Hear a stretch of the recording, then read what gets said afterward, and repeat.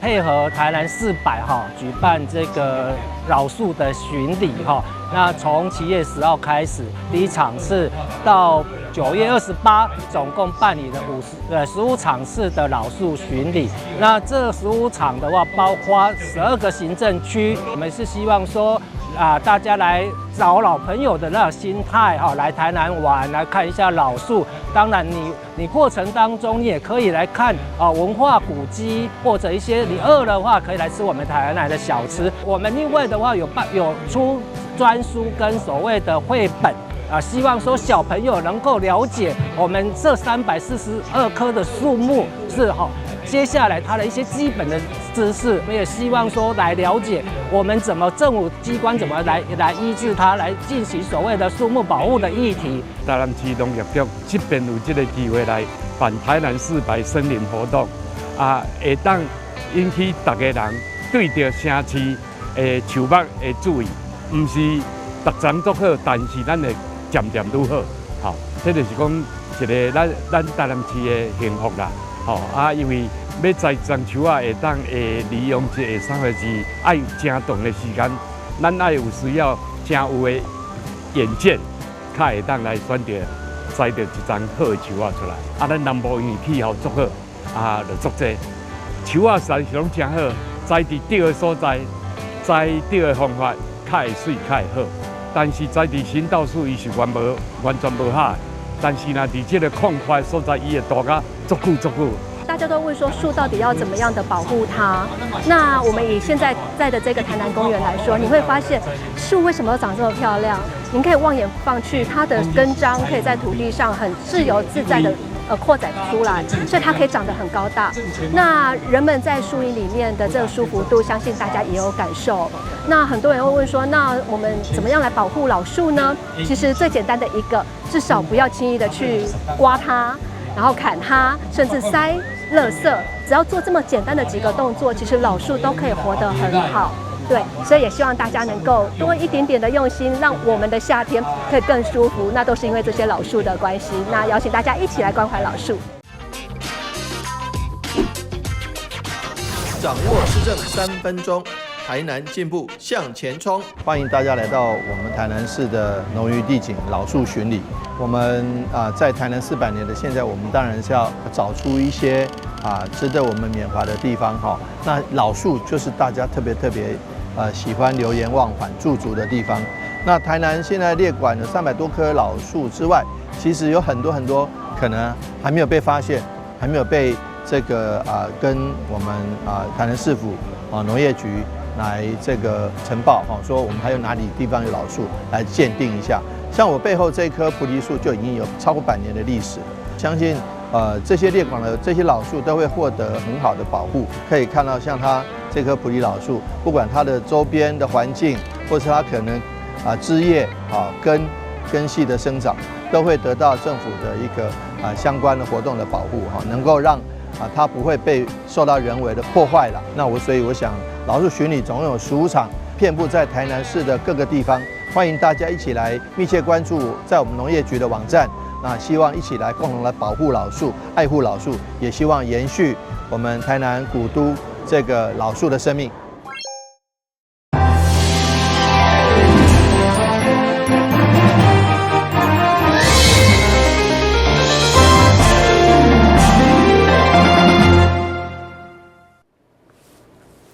又是各位欢迎收看8月12号的中嘉台南电影新闻。农历7月，中原普渡议会由议长曲丽丽加副议长林志典带领这议员加议会员工共同举办祭拜仪式。而桌面满满的祭品拢是由议会员工家己传的。另外，白米部分总共有200包。在普渡过后，嘛将分送给台南家扶中心来帮助弱势。台南市议会12号上午伫个英华艺术厅举办中原普渡的祭拜，有着议长曲丽丽、副议长林志典，甲着这位议员，带领议会各组织的员工同齐来祭拜，共心来祝祷。全体一同敬向大师爷不落讲行3上香礼：1上香，祈求吉祥如意；再上香，庇佑平安顺利；3上香。议员团结和谐，一票。议长库里里表示，议会结合普渡甲公益，嘛特别采买200包的白米。伫个普渡后，嘛将分别送予南台南家扶中心、甲北台南家扶中心，希望会用个帮助弱势族群。今年适逢今年的中元节，那我们择定今天在永华议事中心，那明天在明志议事中心呢，我们举办这个中元普渡的这个活动哦。那每个科室他们都共襄盛举，祈求议事顺畅，那我们市民每一位都平安健康。那么我们在2次的普渡都各捐助了100包的这个我们后壁区公所精良的2公斤的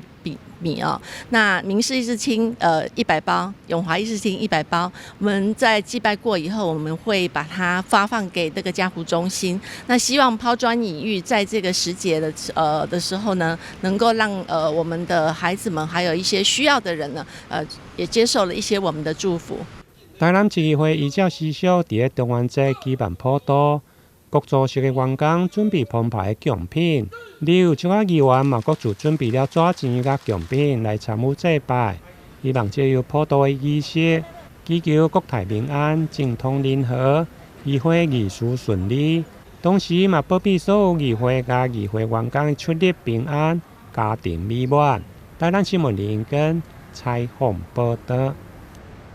台南建城400延平郡王郑成功嘛拄好400岁圣诞，为了纪念由台南市罕友会甲民间社团所承办的义丢杯串烧大胃王比赛，8月24将伫市立博物馆举办。报名分国人、双人甲3人一组，限额150位，欢迎市民踊跃报名。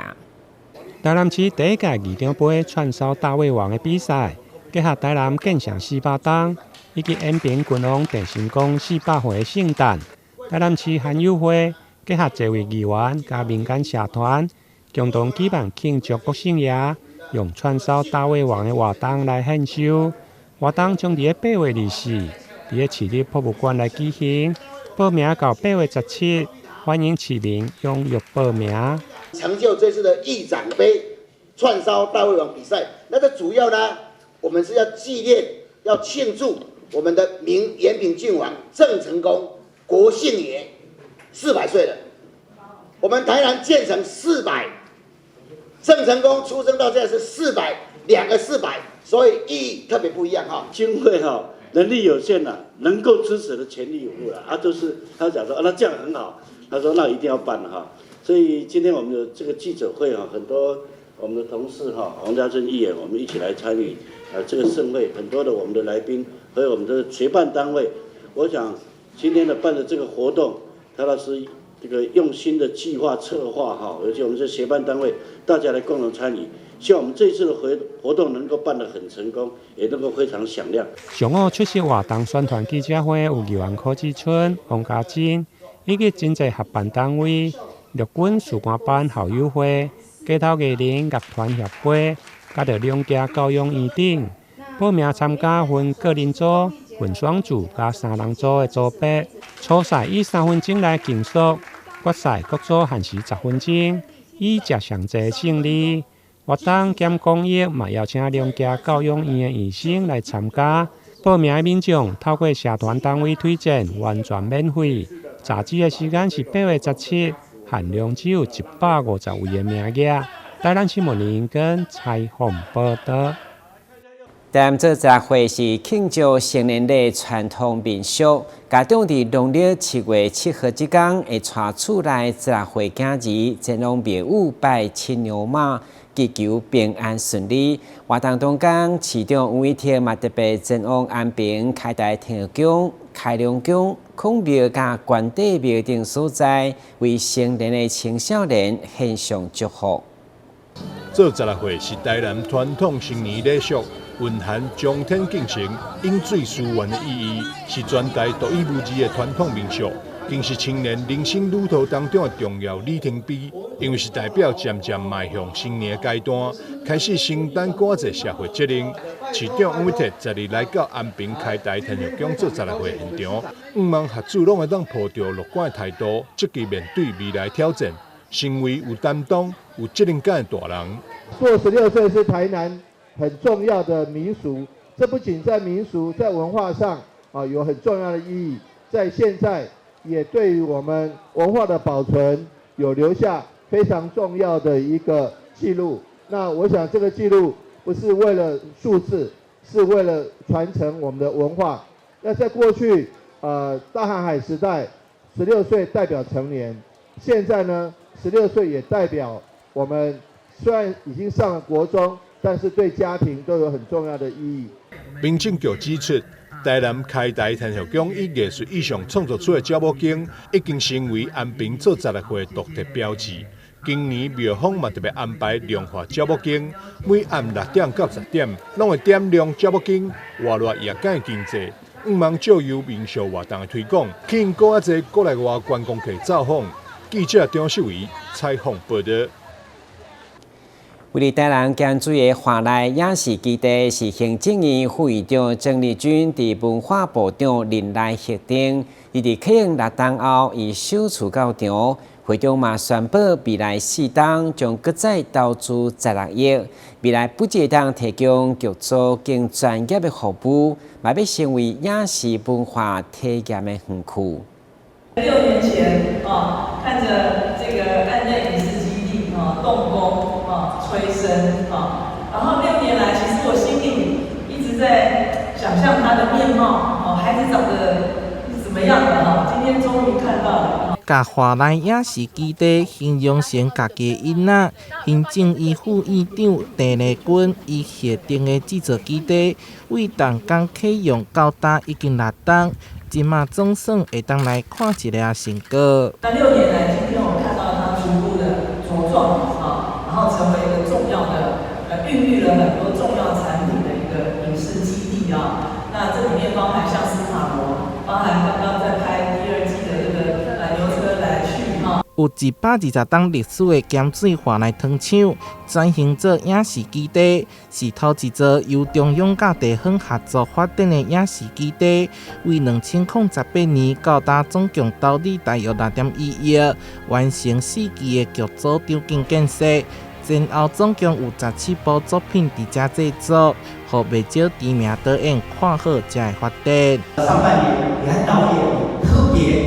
自己来了一趟，他还是非常鼓励我们要把我们的安利影视基地把它做好。早期他就跟我讲说，台湾要有一个所谓的培养电影所谓的内容产业的人才，他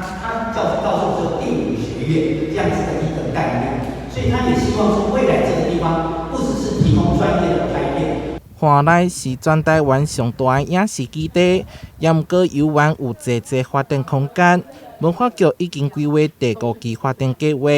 中央每年会新编2.02亿的补助，伫4档内预计将投资16亿，完善拍片场地机能，嘛要同教育方面合作，培育影视人才。更进一步对外开放成影视文化园区。台南新闻社会采访报道。中央新闻在基隆，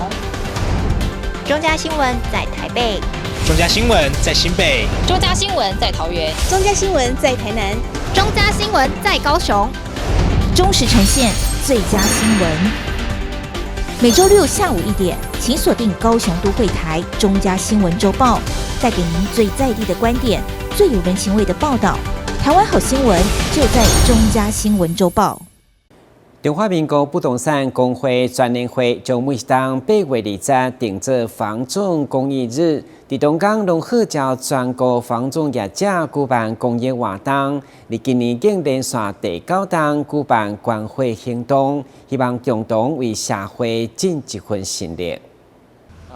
中华民国不动产中介经纪工会专联会伫咧104年将8月20定为房仲公益日。选择以关怀作为公益活动的开头，除了考量到关怀时常会当予全国帮助人员公布响应活动之外，上重要是每当7月到9月是全台雪荒季，尤其今年拄到极端的气候，影响民众外出关怀意愿。不动产中介专联会希望透过举办房仲有爱、热血常在，为会口募集救人的力会。热血传爱，赞！台南市不动产中介经纪商业同业工会8月18将伫咧台南公园中山观火车举办年度的观火活动，并准备了丰富好礼，要来回馈给观火朋友。欢迎市民大众踊跃来观火做公益、摕好礼。记者张秀仪采访报道。长久以来，台南一中校友会活动的重头戏之一，就是校友杯公益篮球比赛。今年报名参加校友比去年加足多，会当讲是跨越3个世代校友组织做伙，用篮球比赛培养感情，同时嘛看出校友对学校的认同。台南一中校友杯公益篮球赛在体育馆热情展开。跨越3个世代，年龄相差40岁，250位校友齐聚一堂。除了用篮球比赛评分数，也展现南一中校友的向心力。从国外回来的时候，因缘际会，可以从学长手边接下办南一中校友杯的比赛，然后今年已经是第4年了。然后一次比一次的完整，就一开始的时候没有那么盛大。那我们把校友杯的比赛都是全程按高规格，请专业裁判与记录台做记录，然后还会有奖金、奖杯、MVP 的奖杯这样子。台南一中校友遍布海内外，在各领域都表现得相当优秀。毕业之后各自忙碌，跟同学聚会的机会变少。透过每年的校友杯活动，能够联系感情。画面中的这场比赛是由50年次的校友对上79年次的中世代。在比赛前，老校友也对学弟们信心喊话：学弟们打球，尽量发挥没关系，我们会让你们的。重回一中的校园，想到当年呢，确实是还不错的，体力也不错，但是现在不能讲说不减当年。是非常逊色。回到自己青春时期熟悉的球场上打球，虽然体力不如当年，但有满满的回忆。赛事当天恰逢7夕情人节，校友都带着家属一同参与。赛场上火热十足的对战，赛场下老同学互相分享日常，用比赛见证友谊。记者说怀台的报道。工业技术研究院为了打造营销竞争力，特别以净零碳排作为主题，举办研发的成果展，会中展出化合物半导体、氢的应用以及循环再生等超过30项技术，希望借着这新创的科技来协助南台湾的产业抢占商机。为了打造归仁沙仑成为智慧绿能科学城，也是全国绿能科技的示范场域，工研院和民间公司合作开发绿能。以这台小小的摊位为例，外部铺满了太阳能板，就是将白天的能源储存起来，24小时都可以供电，解决在户外插电的问题，还可以随时移动，吸引许多贵宾专程南下见证。昨天储的电都做旅行，今天如果你们在卖咖啡还可以卖到明天。工研院为了打造净零碳排的目标和永续竞争力，今年在会场内还展出超过30种新创科技，要来协助南台湾抢占商机。其中，化合物半导体在提升能源效率和降低碳排放都可以发挥关键作用。另外，氢能的运用则有帮助推动交通与工业界的低碳转型。对此，经济部次长陈正奇、工研院董事长吴振中和台南市副市长赵清惠等人都到场参观，场面热烈。南的绿能做得非常非常好，所以事实上我们那个时候就觉得说，沙仑应该是一个绿能的一个 center。那后来我们觉得呢，不只是绿能，而且是整个智慧科技跟绿能结合的一个非常好的地方。那经过8年，事实上大家可以看到这个成果。我们希望不管是在沙仑或者是市区，我们要在37个区里面都作为这个超电的这个或者是充电桩的这个设施这个也是大概在全国的首创城市。所以我们希望在充电桩的一个设备也跟工研院来做合作。现在大部分的钢铁业都是用天然气，我们也期待工研院可以协助钢铁业将氯氢混成燃料，可以协助钢铁业做节能减碳。配合2050年净零排放的产业政策，在沙仑园区所研发的前瞻科技和能源转型的概念，每年透过产学研的合作，成果都倍数增加，持续推动大南方产业成为世界净零碳排的示范区。记者顾文吉台南报道。因为台湾近年来受到艾滋病感染者年龄有年轻化的趋势，所以对细汉教育正确观念就是防治重要一环。对此，国际扶轮社委托杏林医学基金会所研发的教学资源，嘛用游戏的方式来发表，透过镜头做回来了解。性行为，我会坚持使用保险套，这是负责任的表现。同学们组队聆听题目，必须全员达成正确的共识才能完成关卡。有鉴于台湾近年艾滋病感染者有年轻化的趋势，从小扎根正确的性教育观念是台湾艾滋防治性教育重要一环。国际扶轮3481地区委托杏林医学基金会研发支持学校落实艾滋病防治教育所需要的教学资源，并在日前举行国中版艾滋防治大地游戏网助艾滋不随性伊萨物语发表会，分4大关卡让同学从游戏中认识正确知识。那这个是我们国中版，那比较大的亮点跟国小版不一样的是，第一个是有性行为拒绝性行为的部分，因为国中生他们年纪比较大了，面临到比较多的这个性诱惑，所以他们在游戏当中必须要整组都有共识才能够通过那一关，这是跟国小比较不一样的。然后再来第二个比较特殊的是，他们需要倡议，就是我这个整个游戏结束之后，我获得的这个正向信念，我必须要呈现，而且必须要告诉大家，这也是比较不同于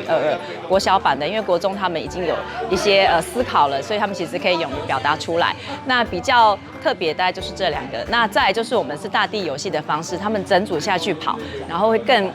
对于这个认知上，除了这个游戏，也可以有团队精神。